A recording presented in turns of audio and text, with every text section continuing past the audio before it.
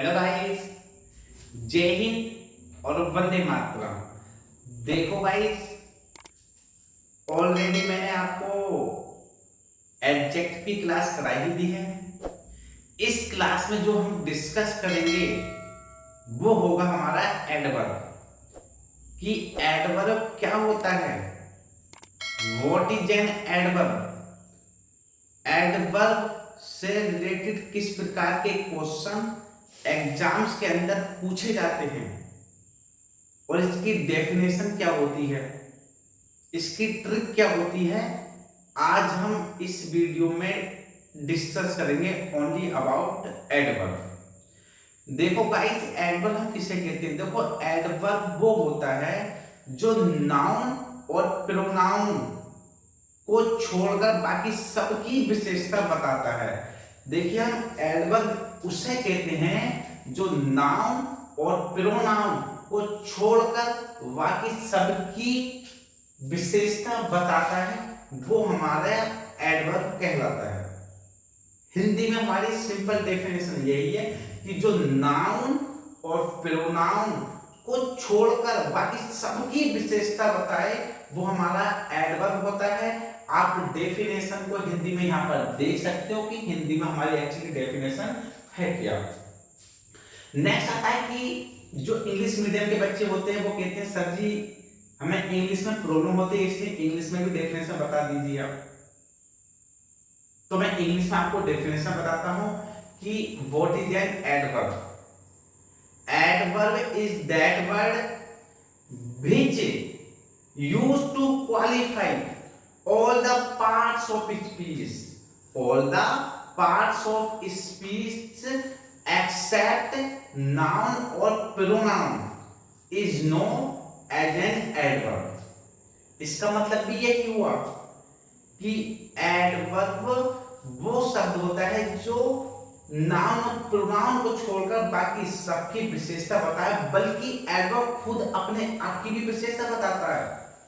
Adverb खुद अपने आप की भी विशेषता बताता है। नेक्स्ट, फॉर एग्जांपल, देखो आप पहली बात आप इंग्लिश में डेफिनेशन देख लीजिए कि adverb is that verb which used to qualify और डिस्क्राइब और मॉडिफाई। तीनों का मीनिंग एक ही होता है, which used to qualify, describe और मॉडिफाई नाउन और प्रोनाउन एक्सेप्ट नाउन और pronoun is known as an adverb, बल्कि खुद अपने आप की विशेषता बताता है, वो हमारा एडवर्ब कहलाता है। फॉर एग्जांपल, या इसकी एक ट्रिक और है, एडजेक्टिव प्लस एल वाई, मतलब एडजेक्टिव हो आपका और उसके साथ में एल वाई ऐड हो तो 99% को आपका एडवर्ब होगा। जैसे कि बैड, बैड हमारा क्या है, एक एडजेक्टिव है। फॉर एग्जांपल आप यहां पर देख सकते हो बैड हमारा एडजेक्टिव है, बट इसके साथ में हम एल वाई को ऐड कर दोगे, वेड प्लस एल वाई, वेडली, ये हो गया हमारा एडवर्ब। बैड भी हमारा एडवर्ब होता है, गुड भी, मतलब हमारा जो वेरी है, वेरी हमारा एडजेक्टिव भी होता है और एडवर्ब भी होता है, बट हमको सिचुएशन के हिसाब से देखना पड़ेगा कि ये एडवर्ब है या एडजेक्टिव है। जैसे कि हमारा फर्स्ट एग्जांपल हम सेंटेंस में ले लेते हैं, ही ड्राइव्स केयरफुली, ही ड्राइव्स केयरफुली। अगर देखो आपको सेंटेंस के अंदर, अगर आपसे वाक्यों के अंदर एडवर्ब निकालना आता है, एडजेक्टिव निकालना आता है, मेन वर्ब क्या होती है, वर्ब क्या होती है, अगर ये आपसे पार्ट्स ऑफ स्पीच की अगर छोटी छोटी कमी या अगर छोटी छोटी सॉल्यूशन अगर आप जानते हो तो 100% आप इंग्लिश में 90 प्लस मार्क्स लेके आ सकते हो किसी भी एग्जाम में, मतलब 90%। कैलकुलेट अगर 25 का होगा 22 23 मार्क्स आ सकते हैं, अगर 100 मार्क्स का होगा तो 90 प्लस 100% आएंगे। अगर आपसे सही से पार्ट्स ऑफ स्पीच निकालना आते हैं। पार्ट्स ऑफ स्पीच किसे कहते हैं, आपको मैंने पहले बता दिया है कि अगर आप किसी सेंटेंस में से नाउन को जस्टिफाई कर लोगे, वर्ब को जस्टिफाई कर लोगे, मेन वर्ब को भी पता कर लोगे, अब ऐसे ही नाउन और प्रोनाउन का भी पता कर लोगे, एडजेक्टिव और एडवर्ब का भी पता कर लोगे, तो आपके लिए बचेगी। अगर आपसे ये छोटी छोटी चीजें सही से पता है तो 100% आपको इंग्लिश में 90% निकालने से कोई नहीं रोक सकता। जो 10% होता है वो भी 90% के ही अंदर आता है। अगर आपसे 90% आता है तो 10% जो ट्रिक होती है वो उसी के ही अंदर होती है, क्योंकि 10% हमारी जो ट्रिक होती है वो थोड़ी डिफरेंस होती है, ना ही वो किताब में होती है। बट अगर आप सही से स्टडी करते हो तो बट वो होंगी उसी के अंदर ही। नेक्स्ट है he is very good boy. Second example, he is very good boy, वह बहुत अच्छा लड़का है, he is very good boy. He क्या है हमारा और इज क्या है हमारा और वेरी गुड और बॉय। अगर आप इस सेंटेंस में इन चीजों को निकाल लेते हो तो आपके लिए इजी है। जैसे कि ही is very good boy, boy हमारा क्या है, नाउन, और जो नाउन की विशेषता बताए वो हमारा एडजेक्टिव। अब जो एडजेक्टिव की विशेषता बताए, सिंपल सी बात है, जो वर्ड नाउन और प्रोनाउन को छोड़कर बाकी सबकी विशेषता बताए वो हमारा एडवर्ब कहलाता है, क्रिया विशेषण कहलाता है।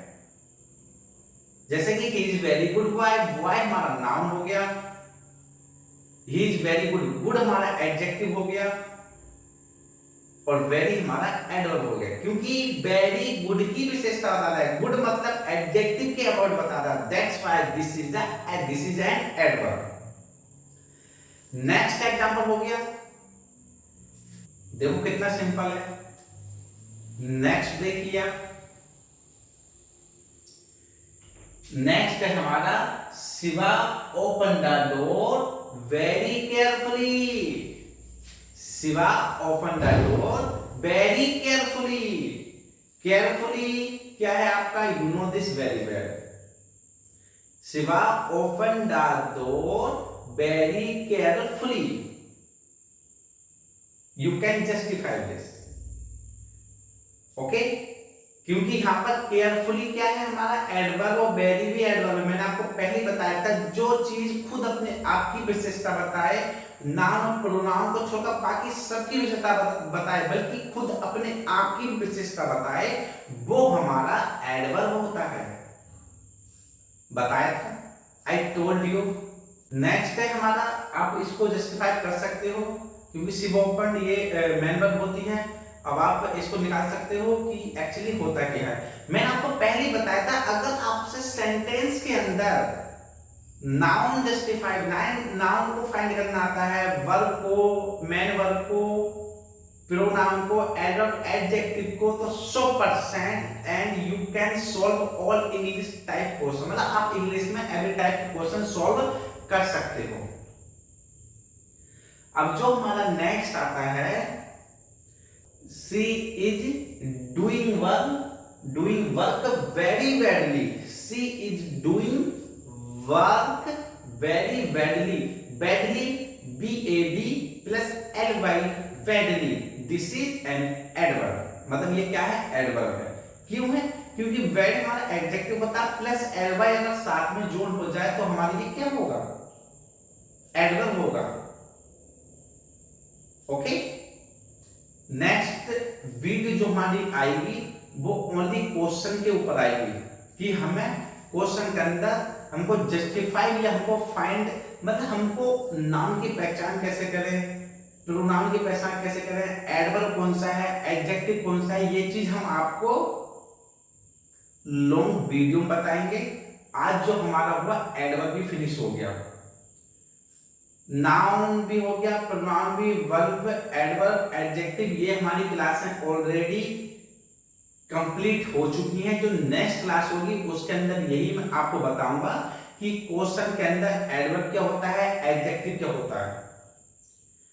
ये क्लास करने के बाद ये आपका देखो पार्ट 120 में आपका बेसिक चल रहा है। बेसिक अगर आपसे सही से आता है तो क्या बात है, मतलब अगर आपसे बेसिक सही से आता है तो इंग्लिश आपके लिए एक चुटकी काम हो जाएगा। तो इसलिए बेसिक पर पहले ध्यान देना। जो हमारा नेक्स्ट चैप्टर आएगा वो हमारा सेंटेंस का स्टार्ट होगा, बट पार्ट्स ऑफ स्पीच को मत भूलना। पार्ट्स ऑफ स्पीच को सही से पढ़ते रहना, क्योंकि पार्ट्स ऑफ स्पीच बहुत बड़ी है। मैं टाइम टाइम पर क्लास अपलोड करता रहूंगा, बट मैं सेकंड जो चैप्टर है वो भी मैं स्टार्ट कर दूंगा। जो टाइम टाइम पर अगर वीडियो आया आप उसको देख लेना। बस पार्ट्स ऑफ स्पीच एक्चुअली वही होगा, क्योंकि पार्ट्स ऑफ स्पीच की समथिंग 50 प्लस क्लास होंगी, 50 प्लस क्लास, और अभी आपकी 6 हुई है। तो सोचो अगर आपने 50 प्लस क्लास कर ली तो आपके मतलब कितना लेवल हाई हो जाएगा। बट ये मत सोचना कि हमने एडवर्ब कंप्लीट करा दिया, एडजेक्टिव कंप्लीट करा दिया, नाउन कंप्लीट करा दिया, ऐसा कुछ नहीं। अभी हमारे ये चैप्टर है ना सही से ओपन होंगे, मतलब अभी सिर्फ हम इनकी बेसिक नॉलेज ले रहे हैं, बेसिक नॉलेज की एक्चुअली इनको आइडेंटिफाई कैसे करना है, how to identify of parts of speech. हमको सिर्फ और सिर्फ मतलब जो हमारा पार्ट्स ऑफ स्पीच का लेसन है इसमें सिर्फ हमको यही सीखना है कि एक्चुअली हमको नाउन और प्रोनाउन के बारे में बेसिक नॉलेज होना इट्स वेरी कंपल्सरी, मतलब बहुत जरूरी है। अगर हमसे बेसिक नॉलेज आती है ना तो हम कोई सा भी चैप्टर कहीं से भी स्टार्ट कर सकते हैं। मैंने आपको पहले बताया था, अगर आपसे पार्ट्स ऑफ स्पीच के अबाउट सही से जानते हो तो आप इंग्लिश का कोई भी चैप्टर कहीं से भी स्टार्ट कर सकते हो। But if you don't know about parts of speech, अगर आप पार्ट्स ऑफ स्पीच के बारे में नहीं जानते हो, बेसिक नॉलेज नहीं पता, तो आप चैप्टर कहीं से भी स्टार्ट नहीं कर सकते हो। तो now I am going, so you must study. अगर आप पढ़ाई सही से करते हो तो definitely you will get success.